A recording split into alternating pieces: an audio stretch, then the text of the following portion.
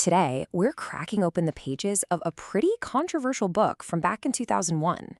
It's called Narcissus, and it's set out to paint a political portrait of one of Ukraine's most lasting, and let's face it, most divisive political figures. Right, the full title is Narcissus, Sketches of a Political Portrait of Viktor Medvedchuk. It was written by an author and politician named Dmytro Chobit. And you have to remember, at the time, Medvedchuk was a huge deal, the first deputy chairman of Ukraine's parliament. This book basically promised to pull back the curtain and show everyone the hidden stories that, it claimed, were the real foundation of his rise to power. So, just to be clear, in this explainer, we're not here to pass judgment one way or the other. We are simply going to walk you through the main allegations, these sketches, as the author calls them, that were laid out for the public more than 20 years ago. So, what story does the book Narcissus actually tell? Let's find out. Okay, so the author kicks things off in a really interesting place. Not with Viktor Medvedchuk himself, but with his father, Vladimir. The book's whole argument starts with the idea that if you want to understand the son's political story, you absolutely have to start with the father's. Well, the book immediately hits you with this massive contrast. On one side, you've got the story Viktor Medvedchuk was telling in 2001, that his father was a Ukrainian nationalist hero, a victim of Soviet oppression. And on the other side, the book's explosive allegation that his father actually collaborated with the Nazi occupation forces. Two stories that just could not be more different. So the book claims to have dug into the historical records, and it alleges that Vladimir Medvedchuk worked for something called the German Arbeitsamt, the labor office, which had the grim job of rounding up people for forced labor in the Third Reich. The author even puts a number on it, claiming he was involved in deporting at least 2,000 people. And according to this book, after the war, he wasn't punished for being a nationalist. He was convicted by a Soviet military court as a collaborator. And here's the kicker.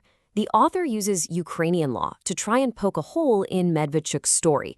See, when Medvedchuk said his father was rehabilitated in 1991, the book points right to this line in the actual law. It basically says that anyone proven to have been a collaborator was specifically excluded from rehabilitation. This is the legal cornerstone of the book's first major claim. The story then jumps forward in time to Viktor Medvedchuk's own youth. The author details this incident from when he was a law student serving on a volunteer police squad that ended with him getting a criminal conviction. This timeline really lays out a wild sequence of events. So in late '73, there's an assault. 5 months later, boom, a conviction and a 2-year prison sentence. But then, just over a month after that, the verdict is completely thrown out. A few months later, the whole case is just closed. The book presents this incredibly fast and convenient turnaround as being extremely suspicious. And here's the central contradiction that the author just zeroes in on. The story from Medvedchuk and the others was that the victim's injuries were an accident. He just fell down the stairs. But the book says a forensic report from the Ministry of Health told a very different story. It concluded the injuries, which included a broken rib, were caused by deliberate blows from things like a boot and a rubber pistol replica.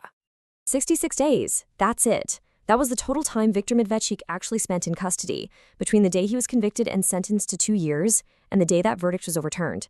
Just 66 days before the whole thing started to disappear. And according to the book, this is the final piece of that puzzle. After being kicked out of Kyiv State University for the crime, he didn't just get back in. His reinstatement allegedly came from a direct order, all the way from the Minister of Higher Education for the entire Soviet Union in Moscow. The author holds this up as proof of some seriously powerful connections for a young student. Okay, now the book moves into what is probably its most damning chapter. It shifts focus to Medvedchuk's early career as a lawyer in the Soviet system, and specifically his role in one of the most infamous political trials of that time, the case of the poet Vasyl Stus. Now, to really get this part of the story, you have to understand who Vasyl Stus was. He wasn't just some dissident. He was, and still is, considered a national hero in Ukraine, a powerful symbol of cultural resistance against the Soviets. His poetry is literally required reading in Ukrainian schools today. And this is the quote at the very heart of the book's accusation. The author reports that Viktor Medvedchuk, the lawyer appointed by the state to defend Vasyl Stus, stood up in that courtroom and actually said that his own client's supposed crimes deserved punishment. The book just lays out this case for what it calls a total betrayal of legal duty. It alleges Stus tried to fire Medvedchuk, but the judge said no. It says Medvedchuk's closing argument basically just agreed with the prosecutor, and that he stood by silently when the court refused to let Stuse give a final statement, which was his right. The result? The harshest sentence possible. A sentence Stuse would tragically not survive. And to put all this in perspective, the book contrasts what Medvedchuk allegedly did with the outcry from the rest of the world. You had human rights giants like Andrei Sakharov calling the verdict a disgrace. The book's whole point is to position Medvedchuk not as a defender of justice, but as a willing part of that same repressive system. So for the final part of this portrait, the author tries to connect all those earlier sketches, the family history, the criminal case, the Stuse trial, to Medvedchuk's spectacular rise as a super-wealthy oligarch and politician in the 1990s, after Ukraine became independent. The book claims Medvedchuk's startup money came from what it calls a classic pyramid scheme. Here's how it allegedly worked.